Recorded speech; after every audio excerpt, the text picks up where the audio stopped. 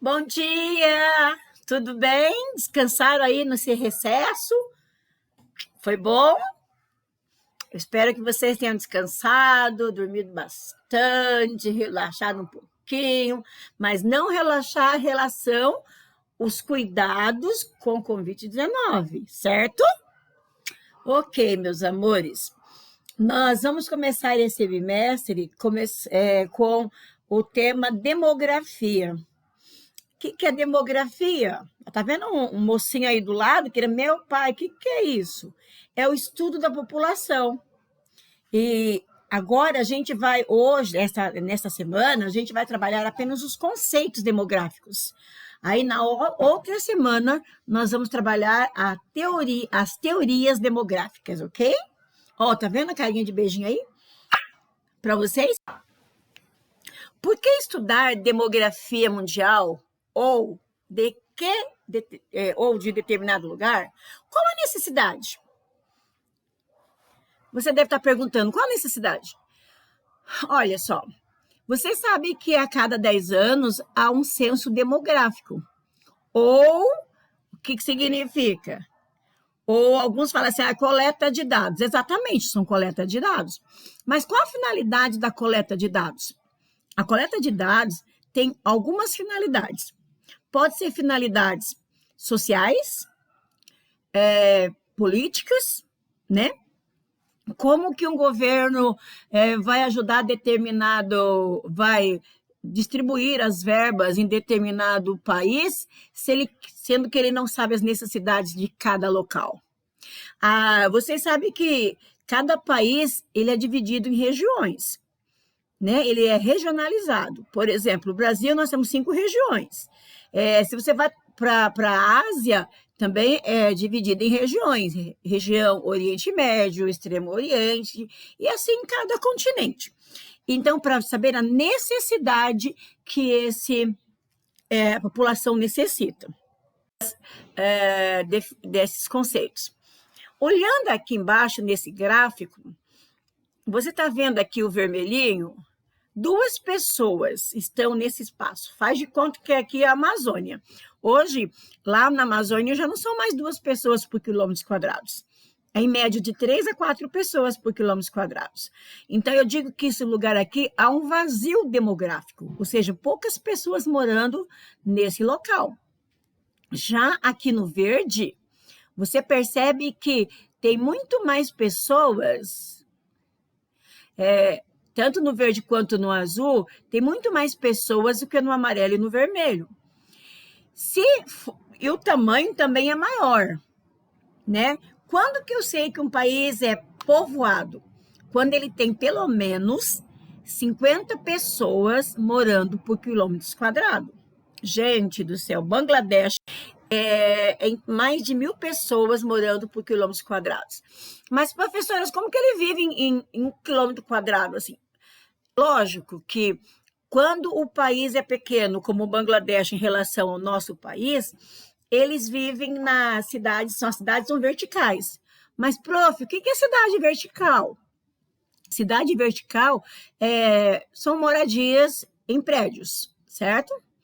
Olha só, 1950, quanto era de população e quanto chegará em 2050?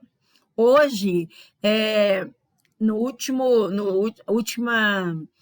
estimativa não, últimos dados realmente foi de 2018, que a população chegava a 7 bilhões 578 milhões de habitantes.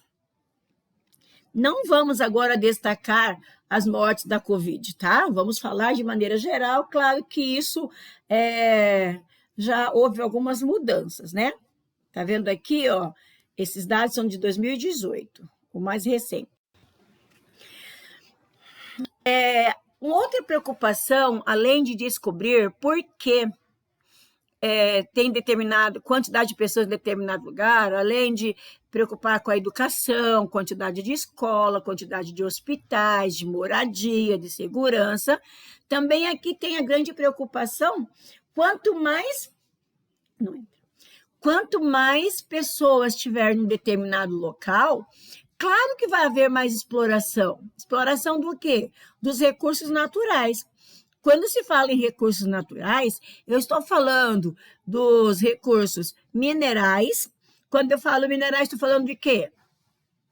Todo tipo de minério. Uso da água, uso do solo, uso da vegetação, uso dos minerais, tá? Então, assim, o que acontece? Ó, os ecologistas afirmam que o planeta teria que ser 50% maior para sobreviver ao atual nível de exploração. Infelizmente, o ser humano hoje, ele não está preocupado com o ambiente em si, com o meio ambiente em si. A grande preocupação, na verdade, é com o quê? A grande preocupação é em ter. Então, o grande problema é que quanto mais a gente tem, mais a gente quer.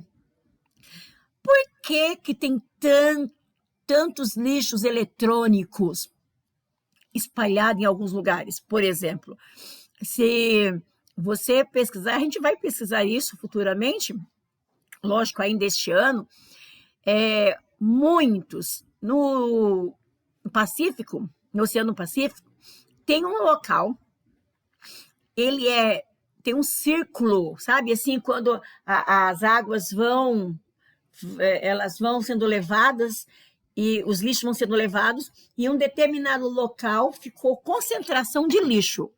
Ali você vê lixo de todos os lugares. Todos os lugares. Todos, assim, de todos os países, literalmente, né? De todos os continentes, melhor dizendo. Ó, se você tem um celular, eu mesmo queria fazer um vídeo para vocês usando uma outra tecnologia que aí eu estava olhando ontem, pesquisando, eu vi que o meu celular não é mais compatível para fazer o vídeo que eu queria, diferente para vocês. Por quê? Já não dá mais para ser o iPhone 8 Plus. Tem que ser do X, do 10 para frente. Então, assim, se eu tivesse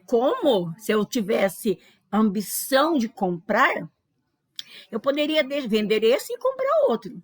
Mas não, vamos usar outras tecnologias. Mas tem pessoas que não pensam. A professora aqui, ó, quer que vocês entendam. O que é população absoluta? Quantidade total de pessoas numa sala de aula, quantidade de pessoas total em um país, certo? O que é população relativa? Ó, se vocês numa sala de aula são 35 alunos, 40 alunos, essa aí é a população absoluta. Eu vou jogar por cima, não sei quantos metros quadrados tem a sala de aula, porque a gente não se detém esse detalhe, mas vamos falar que são mais ou menos 6 metros quadrados. Então, o que eu teria que fazer? Se são 35 alunos, eu pego 35 alunos e divido por metros quadrados, para saber quantos alunos seriam capazes de ficar em cada espaço, certo? Aqui no Brasil, anos atrás, nós tínhamos... então, queridos, olha só, no passado, alguns anos, assim, uns 10 anos atrás, nós tínhamos 22 pessoas por quilômetro quadrado. Brasil, Brasil. Né? Por quê? Hoje já temos mais pessoas. Houve crescimento da população, né? Olha aqui, Holanda, 16 milhões de habitantes. Nós temos 206, né? A gente fala assim, mas não é uma coisa exata, porque continua nascendo, continua morrendo, e vamos falar já já. São 429 pessoas por quilômetro quadrado. É muita gente, por isso que tem que viver em cidades verticais. Aqui, os conceitos demográficos. A taxa de natalidade, né? É feita por número de habitantes em um ano, e a taxa de mortalidade também, quantas pessoas morrem em um ano, pessoas que morrem por 100 habitantes durante o ano. É feito um cálculo em cima disso. O que é crescimento vegetativo ou crescimento natural? A primeira coisa que você deve pensar quando fala em crescimento vegetativo Você deve pensar que vegetação. Claro que não, meu povo. Acorda, meus amores. Claro que não. Quando fala em crescimento vegetativo, é a diferença entre natalidade e mortalidade. Vamos dar um exemplo de Campo Grande. Eu vou falar apenas um exemplo hipotético, certo? Não é algo real. O mês de junho, um exemplo, faz de conta que nasceram 100 crianças. 100 crianças. Mas, no total, depois do final de junho, morreram 30 pessoas. Morreram 30, mas ficaram 70. O crescimento foi de 70 pessoas, certo? Apesar de ter nascido 100, não significa que morreram 30 crianças. Alguém morreu. Quer seja jovem, idoso, não importa. 30 pessoas morreram. Então, o crescimento vegetativo foi de 70 pessoas, certo? E a gente não pode calcular só por isso, porque nós recebemos também imigrantes, né? Qual a diferença de emigrantes e imigrantes? A palavra quando a pessoa está mudando de um lugar para o outro. A nossa diretora veio do estado de São Paulo para Mato Grosso. Ela fez aqui uma migração. Migração. Essa migração é chamada de intra-regional ou interregional. Interregional. Por quê? Ela veio de uma região para outra. Aí não tem a ver com a imigração. Aqui, quando é de um país para o outro. Imigrantes. Nós estamos indo aqui lá para o Japão. Na nossa ida, nós somos imigrantes. Quando chegamos num país que não nos pertence, ou seja, onde você não nasceu, você é um imigrante. Agora, expectativa de vida. O que significa isso? Expectativa de vida é a média de anos que as pessoas vivem. Mas, professora, todo mundo vai morrer com 75 anos? Claro que não, meu amor. Lógico que não. O meu pai morreu com 88 anos. Minha mãe com 61. Um exemplo. A minha irmã morreu com 38. Outra morreu com 70. Então, assim, eles pegam a quantidade total de pessoas, né, e fazem uma média. Vamos calcular. Um morreu com 88, outro 61, 48, 70, tá? E vai calculando tudo isso e depois divide pela quantidade de pessoas e faz essa média. O Brasil está melhorando cada vez mais. Espero que melhore mais ainda, né? Ele tem... A média nossa é de 75. Das mulheres é em torno de 70... Vamos falar aqui, abrindo parênteses. Das mulheres é 74 anos a expectativa de vida. Dos homens, 73. Por que dos homens a expectativa de vida é menor? Porque, infelizmente, não está acontecendo só com os homens, né? Mas, olha, antigamente, e ainda hoje, as mulheres se envolvem muito menos em um acidente de trânsito que os homens. Além de se envolver com acidente de trânsito, os homens estão mais envolvidos em violência, né? Tá tão difícil falar que é só os homens hoje, né? Porque as mulheres, então, infelizmente, estão entrando nesse ramo do crime quanto a droga, né? Drogas. Mas a média geral é de 75 pessoas, 4 anos no Brasil. Já no Japão, nos países desenvolvidos, quanto mais desenvolvido o país, mais há uma expectativa de vida melhor e maior. O Japão é mais de 80 anos, 84 anos em média de vida, muito grande. Por que isso acontece? Porque houve pesquisas, houve investimento na saúde. Aqui não há muita diferença do que eu já falei. População relativa e população absoluta.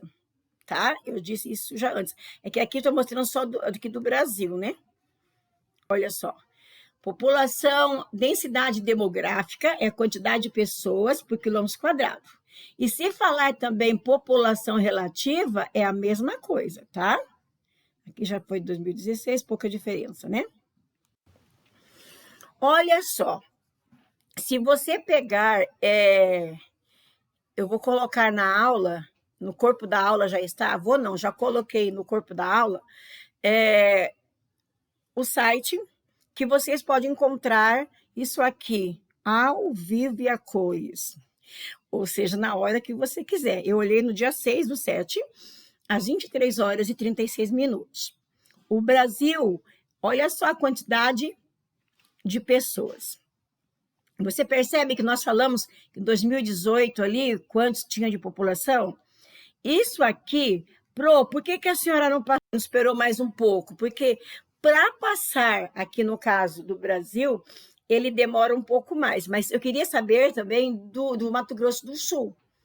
Mas falando de Mato Grosso do Sul, leva 17 minutos para mudar, porque a mudança é menor. Olha só daqui em cima. Olha, 23 horas, 38 minutos, 21 segundos do dia 6/7. Estava aqui do finalzinho 159. Olha aqui embaixo. 23 minutos, 23 horas, 39 minutos. Já houve um aumento bem significativo.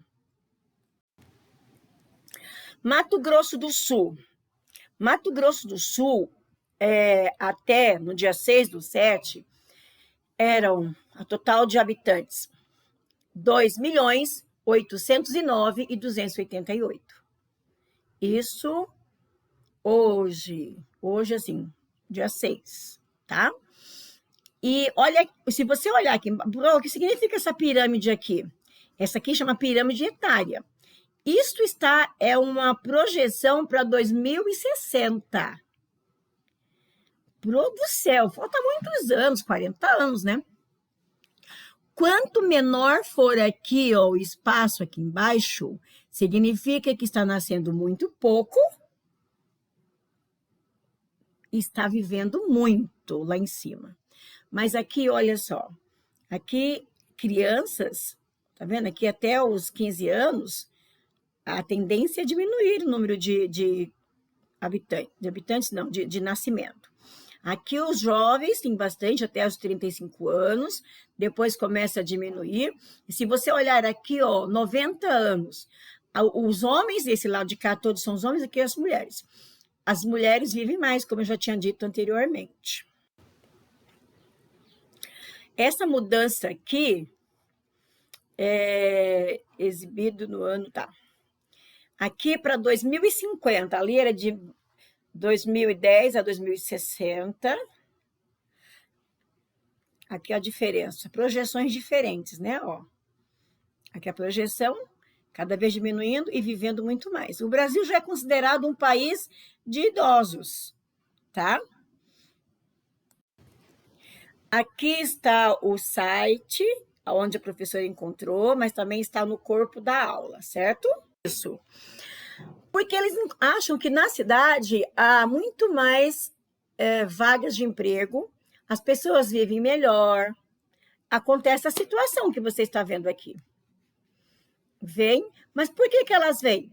Por vários motivos. Eu, Lucimar, saí do campo, morei no campo até os 16 anos, vim para a cidade para estudar.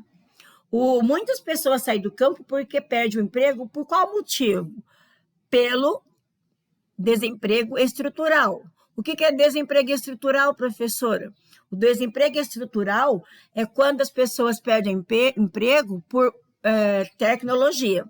Hoje em dia, as maiorias dos latifundiários, ou seja, os fazendeiros, eles têm grande quantidade de terra e querem ter o mínimo de gasto com pessoas.